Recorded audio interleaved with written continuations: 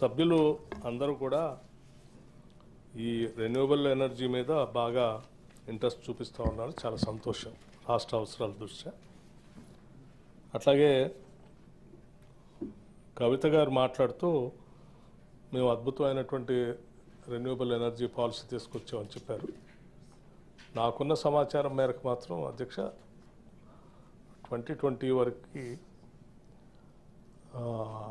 ఈ renewable energy policy కంటే కూడా ఎలక్ట్రానిక్ వెహికల్స్ సంబంధించినటువంటి ఒక నిర్ణయం మాత్రమే చేశారు. కానీ హోలిస్టిక్గా రెన్యూవబుల్ ఎనర్జీ పాలసీ మీద పాలసీ తీసుకొని రాలేదు వాళ్ళు. అట్లాగే మహిళలకు సంబంధించి రాష్ట్ర ప్రభుత్వం ద్వారా ఇచ్చేటువంటి సెల్ఫ్ హెల్ప్ గ్రూప్స్కి ఎనర్జీ డిపార్ట్మెంట్ ద్వారా ఒక ఎంఓయూ చేశాం. ఆ ఎంఓయూ ప్రకారం మహిళలందరికీ కూడా కనీసం 1000 మెగావాట్లు సెల్ఫ్ హెల్ప్ గ్రూప్స్కి ఇచ్చి వాళ్ళతో ఈ పరిశ్రమలు పెట్టించాలని, ఆ పెట్టినటువంటి పవర్ను కూడా రాష్ట్ర ప్రభుత్వం కొనుగోలు చేసి వాళ్ళని ఆర్థికంగా నిలదొక్కునేట్టు చేయటం కోసం పెట్టడానికి వడ్డీ లేని రుణాలు ఇవ్వాలనుకున్నాం. రాష్ట్ర ప్రభుత్వానికి అందుబాటులో ఉన్నటువంటి ఎనర్జీని మహిళలతో పెట్టించాలనుకున్నాం. పెట్టిన తర్వాత దాని కొనుగోలు కూడా రాష్ట్ర ప్రభుత్వం చేసేటట్టుగా, అంటే ఎటువంటి ఇబ్బంది లేకుండా మహిళలకు అది ఏర్పాటు చేయాలనుకుంటున్నాం. వారు చెప్పినట్టు మాకు కూడా ఈ ప్రభుత్వానికి కూడా తెలుసు అధ్యక్ష, మహిళల దగ్గర భూములు ఉన్నాయని మేము ఎప్పుడు చెప్పలేదు. వాళ్ళ దగ్గర భూములు లేవు కాబట్టే అవసరమైతే లీజుకి ల్యాండ్ తీసుకొని ఆ తీసుకున్నటువంటి లీజ్ ల్యాండ్స్ని కూడా దీంట్లో ఈ కాస్ట్లోనే ఇంక్లూడ్ చేసుకొని రాష్ట్ర ప్రభుత్వంతో ఎంఓ చేసేటువంటి కార్యక్రమాన్ని ఏర్పాటు అమ్మా. సో లీజ్ ల్యాండ్స్ తీసుకొని చేయటానికి పూర్తిగా నిర్ణయం చేశాం. అట్లాగే రాష్ట్ర ప్రభుత్వం దగ్గర ఏదైనా ప్రభుత్వ భూములు ఉంటే కూడా ఆ భూములను కూడా ఫస్ట్ ప్రయారిటీ సెల్ఫ్ హెల్ప్ గ్రూప్స్కి ఇచ్చి లీజ్, అంటే ఉదాహరణకి ఎండోమెంట్స్ ల్యాండ్స్ ఉన్నాయనుకోండి, ప్రభుత్వ భూములు అంటే ఎండోమెంట్స్ ల్యాండ్సో ఇరిగేషన్ ల్యాండ్సో లేకపోతే ఇంకేదో ల్యాండ్సో ఖాళీగా ఉన్నటువంటి రెవెన్యూ ల్యాండ్సో ఖాళీగా ఉన్నటువంటి ల్యాండ్స్ ఉంటే ఒక్కొక్క డిపార్ట్మెంట్కి సంబంధించిన ల్యాండ్సే ఉంటాయి. ఆ డిపార్ట్మెంట్స్ వాళ్ళ దగ్గర ఉంచినటువంటి భూములు వాళ్ళకి ఇప్పించినప్పుడు దానికి సంబంధించినటువంటి ఆ లీజ్ కూడా ఆ డిపార్ట్మెంట్కి ఫిక్స్ చేసి ఇచ్చేటట్టు వెసులుబాటుని వాళ్ళకి కల్పిస్తూ ఆ కార్యక్రమాన్ని చాలా మీనింగ్ఫుల్గా టైప్ చేసాం అధ్యక్ష. దీంట్లో సభ మొత్తం కూడా దీన్ని హర్షించి ఆమోదించడమే కాకుండా అభినందించాల్సినటువంటి అవసరం ఉంది. ఇంతవరకు రాష్ట్రంలో కానీ దేశంలోనే ఎక్కడా కూడా మహిళలకి ఇటువంటి కార్యక్రమాన్ని తీసుకున్న చరిత్ర లేదు అధ్యక్ష.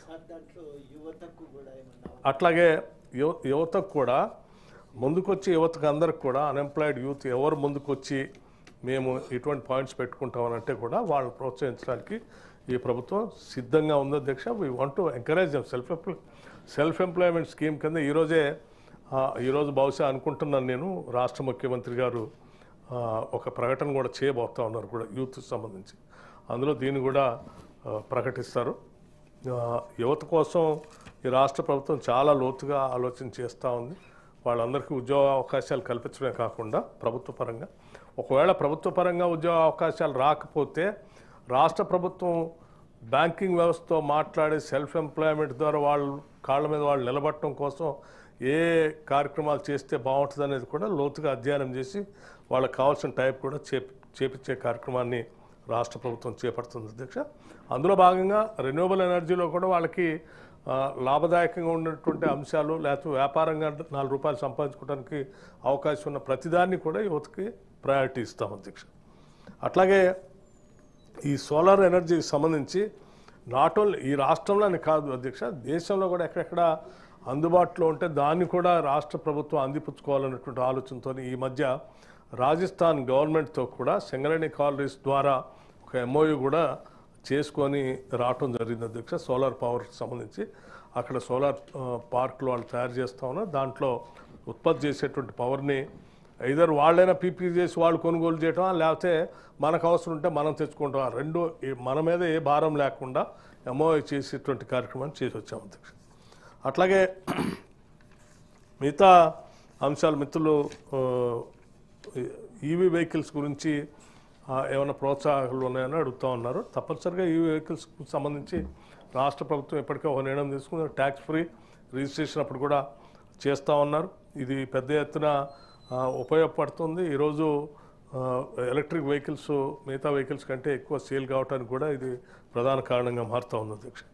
అట్లాగే పంప్ స్టోరేజ్ గురించి ఎంతమంది ఎవరైనా వచ్చారా, ఎంఓయూ చేసుకున్నారా, ప్రాసెస్లో ఉన్నాయా, నడుస్తున్నాయని అడుగుతున్నారు అధ్యక్ష. ఈ మధ్యకాలంలో ఈ రెన్యూవబుల్ ఎనర్జీ ప్రకటించిన తర్వాతనే, పాలసీ ప్రకటించిన తర్వాతనే దావోస్లో జరిగినటువంటి కార్యక్రమంలో రాష్ట్ర ముఖ్యమంత్రి రేవంత్ రెడ్డి గారు, అట్లాగే ఇండస్ట్రీస్ ఐటీ మంత్రి శ్రీధర్ బాబు గారు అక్కడికి వెళ్ళినప్పుడు ప్రపంచవ్యాప్తంగా కూడా అక్కడికి వచ్చినటువంటి పారిశ్రామికవేత్తలు తెలంగాణలో ప్రకటించిన రెన్యూవబుల్ ఎనర్జీ పాలసీ మీద చాలా బాగుందని అభినందించడమే కాకుండా 1,00,000 కోట్ల దాకా పైబడి ఉండేటట్టుగా అక్కడ ఉన్నటువంటి పారిశ్రామికవేత్తలు ఎంఓయూ చేశారు అధ్యక్ష.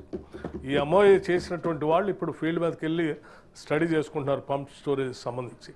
పూర్తిగా అవన్నీ స్టడీ చేసుకుని వచ్చిన తర్వాత detailed project report government submit చేసిన తర్వాత దెన్ ఇట్ విల్ బి అది ప్రాజెక్టు ఫ్రాక్టిఫికేషన్ అయిపోతుంది అధ్యక్ష. అట్లాగే ఇప్పటివరకు ఆన్గోయింగ్ ఉన్నది కేవలం 2,469 మెగావాట్లు మాత్రమే అధ్యక్ష. అయితే మేము 2029-30 కల్లా దీన్ని కనీసం 20,000 మెగావాట్లుగా పెంచాలని, 35 కల్లా 36 కల్లా 40,000 మెగావాట్ల స్థాయికి ఈ రెన్యూవబుల్ ఎనర్జీని తీసుకొని వెళ్ళాలనేది మేమందరం లక్ష్యంగా పెట్టుకొని ముందుకెళ్తా ఉన్నాం అధ్యక్ష. అట్లాగే ఇప్పటికే మన రాష్ట్రంలో జరుగుతున్నటువంటి విద్యుత్ డిమాండ్ కూడా ఊహించని విధంగా పెరుగుతూ ఉంది అధ్యక్ష. పెరుగుతున్నటువంటి ఈ విద్యుత్ డిమాండ్ని మనం సంపూర్ణంగా పూర్తి స్థాయిలో ముందుకు తీసుకొని పోకపోతే కూడా భవిష్యత్తులో చాలా ఇబ్బందులు ఎదుర్కొనేటువంటి సమస్య ఉంటుంది.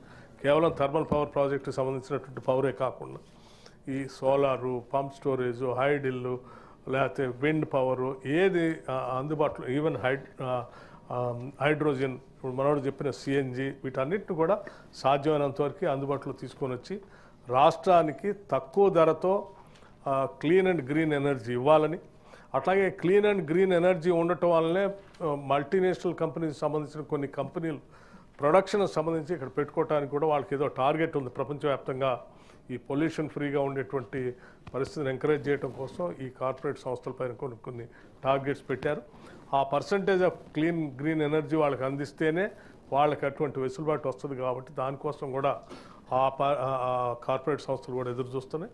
వాటిని కూడా దృష్టిలో పెట్టుకొని ఇక్కడ పెద్ద ఎత్తున ఈ ఎనర్జీని ఉత్పత్తి చేసే కార్యక్రమాన్ని తీసుకుంటున్నాం.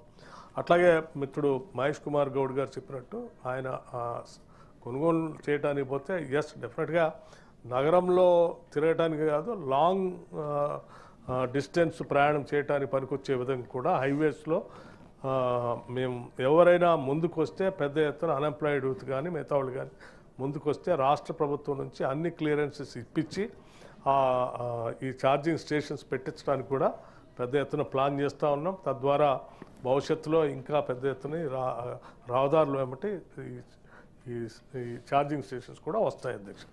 అట్లాగే నగరంలో మనవాడు వెంకట్ గారు చెప్పినట్టు నగరంలో పొల్యూషన్ కూడా విపరీతంగా పెరిగిపోతుంది అధ్యక్ష. ఈ పొల్యూషన్ ఏ స్థాయికి వెళ్ళిందంటే ఈ ఢిల్లీ పోదాం అంటే చాలామంది భయపడతా ఉన్నారు కూడా. ఒక పర్టికులర్ సీజన్ వస్తే ఢిల్లీలో ఉన్నటువంటి వాళ్ళంతా బయటకు వచ్చి 2-3 నెలలు బయట ఉండి మళ్ళీ ఢిల్లీ పోయే కార్యక్రమం ఉంటున్నారు అక్కడ ఉన్నటువంటి వాళ్ళు కూడా. అటువంటి పరిస్థితి పెరుగుతున్నటువంటి హైదరాబాద్ నగరానికి కూడా భవిష్యత్తులో రాకుండా ఉండాలన్నటువంటి ఆలోచనతో హైదరాబాద్లో తిరిగేటువంటి ఆర్టీసీ బస్సులు అన్నింటినీ కూడా సాధ్యమైనంత వరకు డీజిల్ వెహికల్స్ అన్నింటినీ ఏ నుంచి బయటికి పంపించి సిటీలో